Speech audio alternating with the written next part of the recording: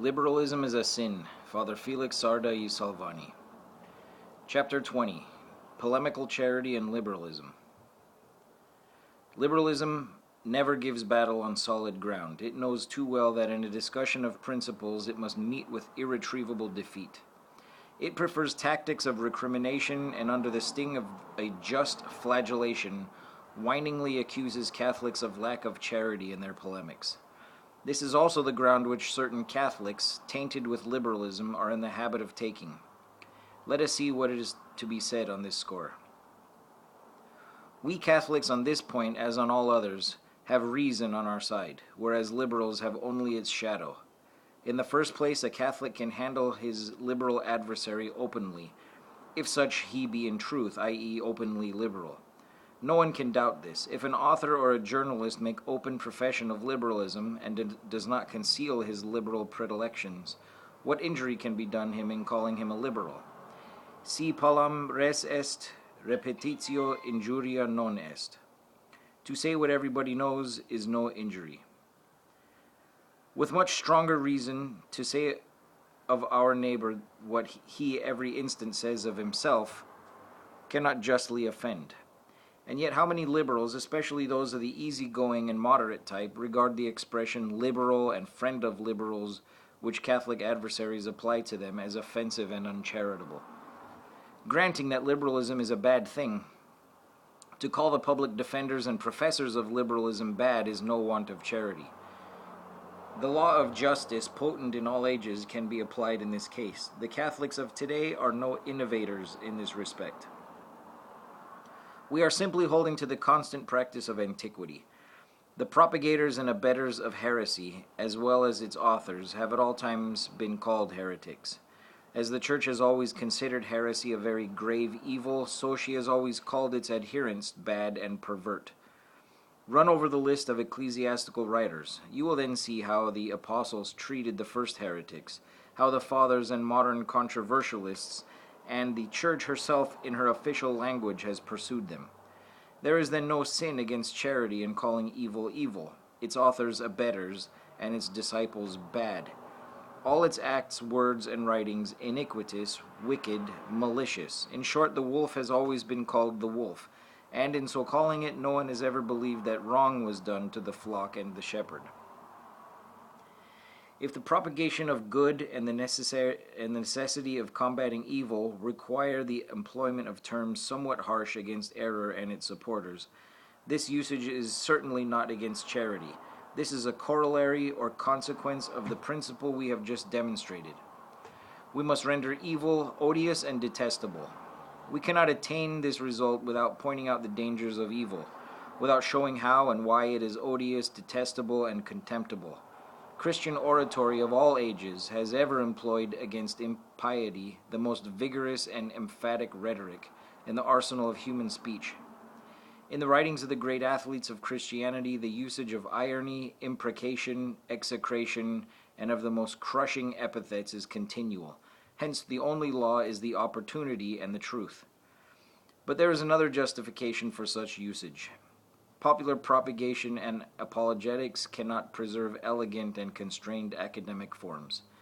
In order to convince the people, we must speak to their heart and their imagination, which can only be touched by ardent, brilliant, and impassioned language. To be impassioned is not to be reprehensible, when our heat is the holy ardor of truth. The supposed violence of modern ultramontane journalism not only falls short of liberal journalism, but is amply justified by every page of the works of our great Catholic polemists of other epochs. This is easily verified. St. John the Baptist calls the Pharisees a race of vipers. Jesus Christ, our divine Savior, hurls at them the epithets hypocrites, whitened sepulchres, perverse and adulterous generation, without thinking for this reason that he sullies the sanctity of his benevolent speech. St. Paul criticizes the schismatic Cretans as, quote, always liars, evil beasts, slothful bellies. The same apostle calls Elymas the magician a, quote, seducer, full of guile and deceit, a child of the devil, an enemy of all justice. If we open the Fathers, we find the same vigorous castigation of heresy and heretics. St. Jerome, arguing against Vigilantius, casts in his face his former occupation of saloon keeper. Quote, "From your infancy," he says to him, "you have learned other things than theology and betaken yourself to other pursuits. To verify at the same time the value of your money accounts and the value of scriptural texts, to sample wines and grasp the meaning of the prophets and apostles are certainly not occupations which the same man can accomplish with credit." Unquote. On another occasion, attacking the same Vigilantius who denied the excellence of virginity and of fasting, St. Jerome, with his usual sprightliness, asks him if he spoke thus, quote, "in order not to diminish the receipts of his saloon," unquote. Heavens, what an outcry would be raised if one of our ultramontane controversialists were to write against a liberal critic or heretic of our own day in this fashion. What shall we say of St. John Chrysostom? In his famous invective against Eutropius, not comparable in its personal and aggressive character to the cruel invectives of Cicero against Catiline and against Verres, the gentle St. Bernard did not honey his words when he attacked the enemies of the faith. Addressing Arnold of Brescia, the great liberal agitator of his times, he calls him in his letters, quote, "seducer, vase of injuries, scorpion, cruel wolf."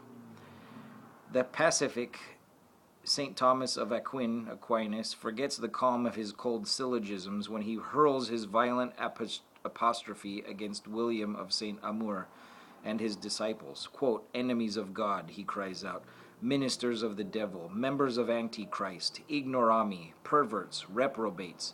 Never did the illustrious Louis Viau speak so boldly.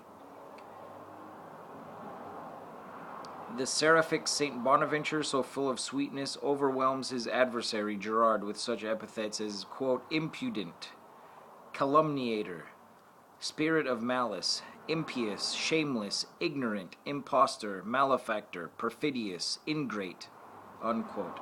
Did St. Francis de Sales, so delicately and exquisite and tender, ever purr softly over the heretics of his age and country? He pardoned their injuries, heaped benefits on them, even to the point of saving the lives of those who sought to take his.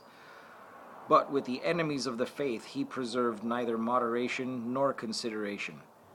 Asked by a Catholic who desired to know if it were permissible to speak evil of a heretic who propagated false doctrines, he replied, quote, "Yes, you can, on the condition that you adhere to the exact truth, to what you know of his bad conduct, presenting that which is doubtful as doubtful, according to the degree of doubt which you may have in this regard," unquote.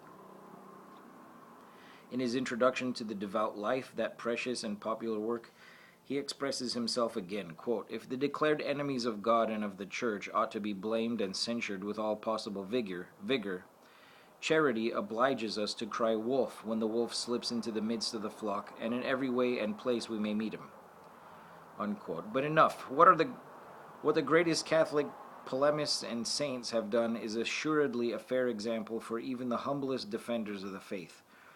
Modern ultramontanism has never yet surpassed the vigor of their castigation of heresy and heretics.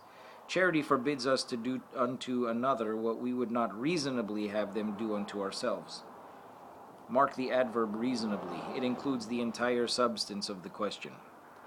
The essential difference between ourselves and the liberals on this subject consists in this, that they look upon the apostles of error as free citizens simply exercising their full right to think and please as they please on matters of religion. We, on the contrary, see in them the declared enemies of the faith, which we are obligated to defend. We do not see in their errors simply free opinions, but culpable and formal heresies, as the law of God teaches us they are. By virtue of the assumed freedom of their own opinions, the liberals are bound not only to tolerate but even to respect ours. For since freedom of opinion is in their eyes the most cardinal of virtues, no matter what the opinions be, they are bound to respect it as the expression of man's rational freedom. It is not what is thought, but the mere thinking that constitutes the standard of excellence with them.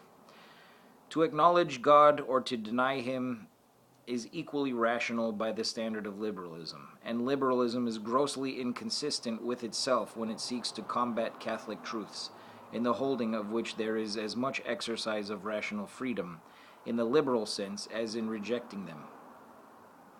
But our Catholic standpoint is absolute. There is but one truth, in which there is no room for opposition or contradiction. To deny that truth is unreasonable. It is to put falsehood on the level with truth. This is the folly and sin of liberalism. To denounce this sin and folly is a duty and a virtue. With reason, therefore, does it a great Catholic historian say to the enemies of Catholicity, quote, "You make yourselves infamous by your actions, and I will endeavor to cover you with that infamy by my writings," unquote. In this same way, the law of the 12 tables of the ancient Romans ordained to the virile generations of early Rome, adversus hostem aeterna auctoritas esto, which may be rendered, to the enemy, no quarter.